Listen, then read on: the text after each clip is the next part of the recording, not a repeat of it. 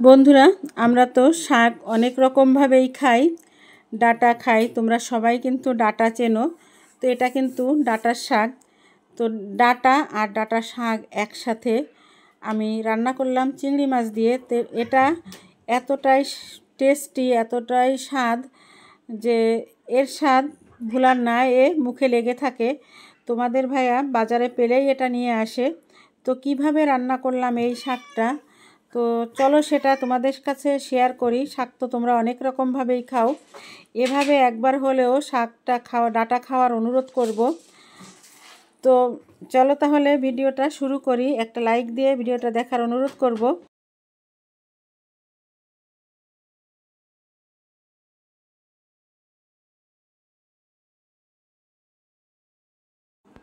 আসসালামু আলাইকুম বন্ধুরা, চলে আসলাম এই যে ডাঁটা শাক নিয়ে, ডাঁটা নিয়ে।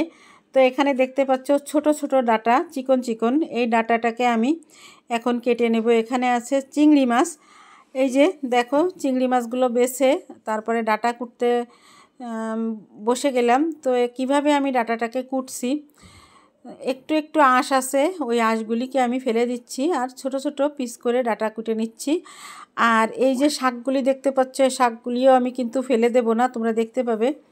তো বন্ধুরা, ডাঁটা আর চিংড়ি মাছ কেটে ধুয়ে নেই, তারপরে তোমাদেরকে দেখাচ্ছি কিভাবে আমি রান্নাটা করব। তো বন্ধুরা, একবার হলেও এভাবে রান্না করে খেয়ে দেখো, মুখে এর স্বাদ লেগে থাকবে। এই যে দেখো, আমি পাতা সহ ডাঁটাগুলিকে কেটে নিচ্ছি।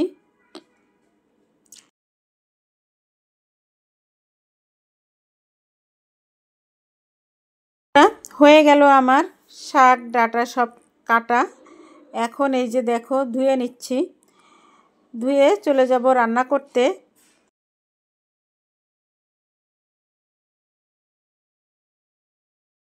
এখানে দেখো চিংড়ি মাছ কেটে বেছে ধুয়ে রাখা আছে। আর এখানে নিছি কি কি লাগবে: পেঁয়াজ, রসুন আর কাঁচামরিচ, হলুদ, লবণ, তেল। এই দিয়েই রান্না করব। চুলায় আমি কড়াই দিয়ে দিছি, আর কড়াইতে বেশ কিছুটা তেল আছে। ওই তেলের ভিতরে আমি চিংড়ি মাছ দিয়ে দিলাম, তারপরে দিয়ে দিলাম লবণ আর হলুদ। এরপরে আমি দিয়ে দিচ্ছি মাছ, সরি বন্ধুরা, পেঁয়াজ, রসুন আর কাঁচামরিচ একসঙ্গে দিয়ে দিলাম। এখন এগুলি দিয়ে মাছটাকে আমি একটু ভালো করে কষিয়ে নেব। বন্ধুরা সঙ্গে থাকো, দেখতে থাকো। দেখতে দেখতে যদি তোমাদের কোনো অংশ একটুও ভালো লেগে যায় তো লাইক, কমেন্ট, শেয়ার করে দিও। আর যদি কোনো নতুন বন্ধু থেকে থাকো তাহলে সাবস্ক্রাইব করে পাশে থাকা বেল বাটনটি অন করে দিও, তাহলে ভিডিও ছাড়ার সঙ্গে সঙ্গে তোমাদের কাছে পৌঁছে যাবে।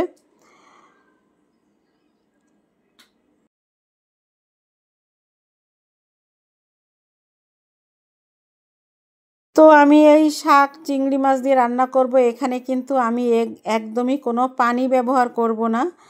তো যদি তোমরা রান্না করার সময় দেখো যে শাক থেকে পানি বের হয়নি, তো তাহলে একটু পানি দেওয়া যেতে পারে, কোনো সমস্যা নেই।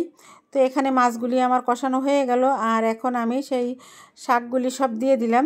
দিয়ে এখন একটু নেড়ে চেড়ে নাড়তে নাড়তে দেখবে যে শাকগুলি অনেকটাই কমে যাচ্ছে। তারপরেও আমি ঢাকা দিয়ে দেব। ঢাকা দিয়ে দিলে পানি বেরিয়ে আসবে শাক থেকে, ডাঁটা থেকে।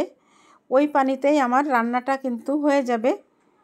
তো দেখো, দেখতে দেখতে কিন্তু নাড়তে নাড়তে শাকটা কতটা কমে গেছে।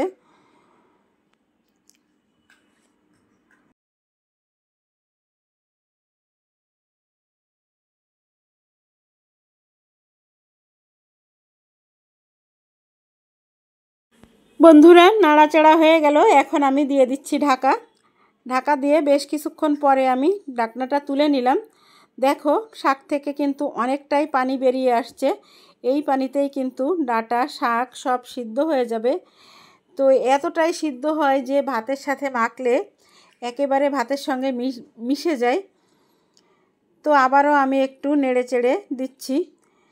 আর একটু নেড়ে চেড়ে না দিলে আবার নিচ থেকে লেগে গেলে কিন্তু শাকের একটা গন্ধ বের হয়ে যায়, ভালো লাগে না সেই গন্ধটা।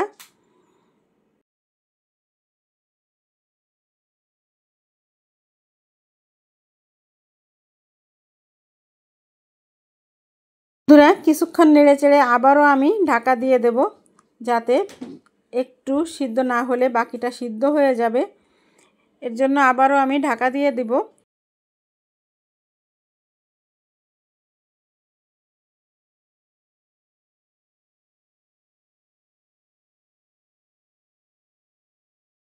বন্ধুরা দেখো আমি ঢাকাটা দিয়ে দিলাম, আর বেশ কিছুক্ষণ পর আবার এসে আমি ঢাকনাটা তুলে নিলাম।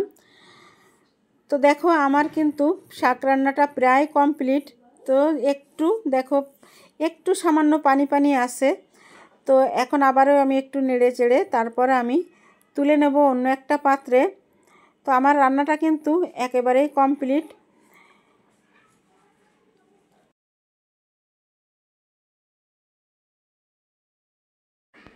এই যে এখন আমি অন্য একটি পাত্রে ঢেলে নিচ্ছি। তো কেমন লাগলো আজকের আমার এই রেসিপিটা বন্ধুরা কমেন্টের মাধ্যমে জানিও।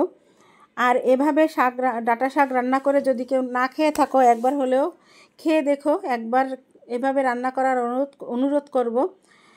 তো বন্ধুরা আজকের মতো বিদায় নেব, চলে আসব নতুন দিনে নতুন কোনো একটি ব্লগ ভিডিও বা রেসিপির সঙ্গে।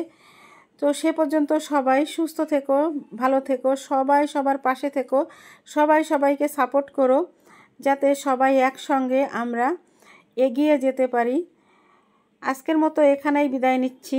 আল্লাহ হাফেজ, আসসালামু আলাইকুম।